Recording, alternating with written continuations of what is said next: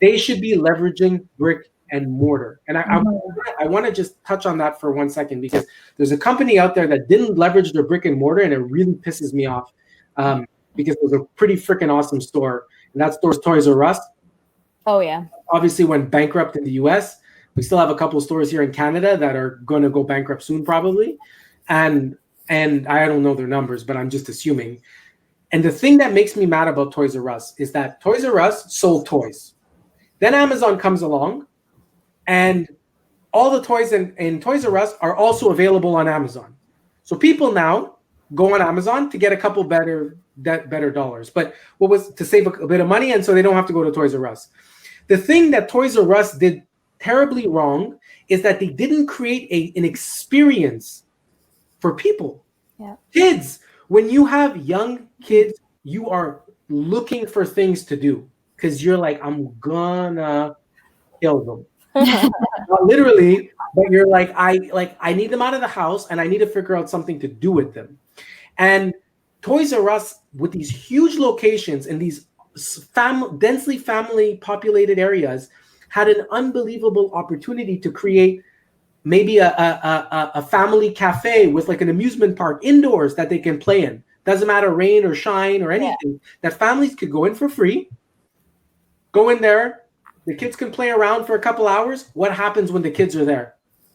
Mommy, can I have this? Mommy, can I have that? Maybe they spend a little money on a coffee. Look at Brooks. Well, maybe Brookstones is probably going belly under too now, but we have chapters here in Canada and Indigo. A lot of times people go there to have a coffee and just like walk around, and then you just pick something up on the way. They had an incredible opportunity to create something targeted to children that would drive them in the store, not have to charge an admission or anything, but now you're building traffic to the store. When you build traffic to the store, your sales start to increase. They had that opportunity, and they freaking blew it. The perfect example was the Toys R Us store. Mind you, it was located in Times Square. I don't know if you guys are old enough to remember it, but in Times Square, there was a Toys R Us store. They had a Ferris wheel inside. Oh my gosh. Yeah, they had like a replica of a Jurassic Park dinosaur. What happened to it? They closed it as the company started to go belly up. Okay. That store was jammed with, it was Times Square, and I understand, but that store was jammed with people just going in and looking, and it was super exciting. They had a build your own doll section. They had a Lego section. Wow. Toys R Us was a department store for toys. And what they should have been is an experience for families that sold toys. If they made that change, they would have still been successful today. And they were too slow to do it. And they just tried to, then they tried to compete with an e-commerce platform against Amazon. It's too late. You've already lost the sales, the e-com sales to Amazon. Get the people back in the store. Create a user experience. Digitally, we say a user experience, but you need to create an experience for the consumer to go back. And if Toys R Us Canada doesn't do that, they're done too. It's finished. Because you can't compete with the ease and efficiency of getting it directly to your home. So you have to compete some other way. That's right?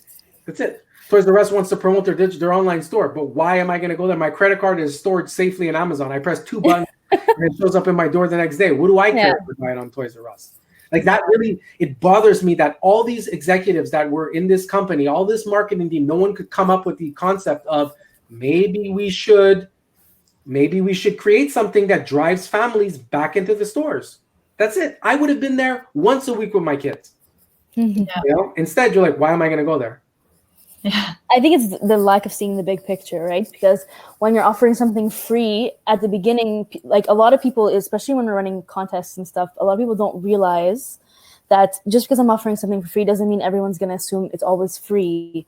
You know, you're going to the business, and because you're offering the free thing, there's other things that come with it. People are going to buy stuff while you're there. Yeah. But it shouldn't even be looked at as free, because every time when you're talking about whether it's digital marketing or it's an actual retail store, there's always a cost per acquisition that has to be calculated. So if you're running a banner ad, there's a cost to get them on the website and a cost to generate that sale. That's you, Taylor. When it's a retail store, you got to probably do something to bring them in. The rent is actually a cost per acquisition when you break it down, because you get a place where there's a highway and the people on the highway see it, you're paying big money to get that traffic. There's a cost per acquisition. So that shouldn't even be looked at as you're giving something away for free. No, you're investing $250,000 into this family experience, this indoor playground to get people to come in on a regular basis. So now your foot traffic goes through the roof. There's sections at Toys R Us, in the Canadian ones anyway, where there's junk in the sections. Like it's empty, it's crap in there. And you're like, who buys this shit? You're like, what a waste of retail space. That's where you can have the park and the cafe. And I really feel like that's where they went wrong. And I think that other businesses need to use that as a benchmark of what not to do. Yeah. Also, we have a comment from a viewer who said that the online store was really bad. The toys, I guess it's Toys R Us. Oh yeah, it's garbage. Yeah. So that could not have helped. It's trash. It's a disgrace. It's a disgrace that a company that large, and I'm talking about the Canadian division now, because the US one is done, that large, where their US counterpart has already gone bankrupt, has the shittiest user experience. I tried to buy something on there because I couldn't find it on Amazon, and I got so frustrated that I didn't check out.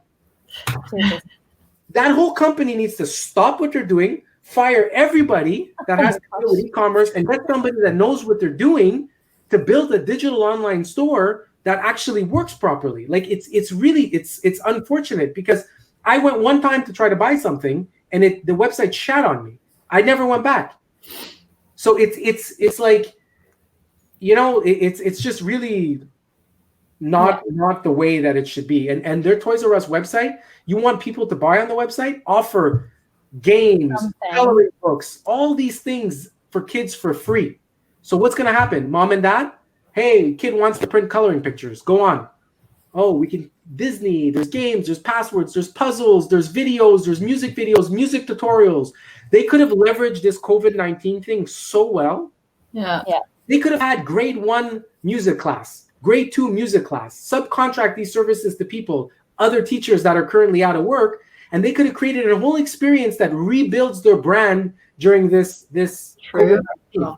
Because they have that name associated with kids and families. What did they do? Nothing. They did nothing. They did exactly what they did in the past, and you know their future is going to be probably similar. So we have a comment, and it's such a big market. That is completely true. And if anybody from Toys R Us is watching this, you can contact us. Feel free. Yeah, I apologize if I said something. I didn't mean it. Well, listen, it is what it is. Listen, anybody who has little kids from the ages of, you know, baby to older, understand that we're always looking for things to do and activities to do. Why not do them at Toys R Us? Yeah. You know, even the Lego store. I don't know if they have Lego stores in the US, but in Canada we have a couple. Once a month, everybody that walks in, they get a calendar at the first of Monday of every month or whatever it is. Kids line up and they get to build something for free and take it home. That's so cute. Cool. Especially Legos, guys. Legos are so expensive, and there's so many of them. Yep. But they're building that solid brand, you know? So exactly. Yeah. So that's my rant on Toys R Us.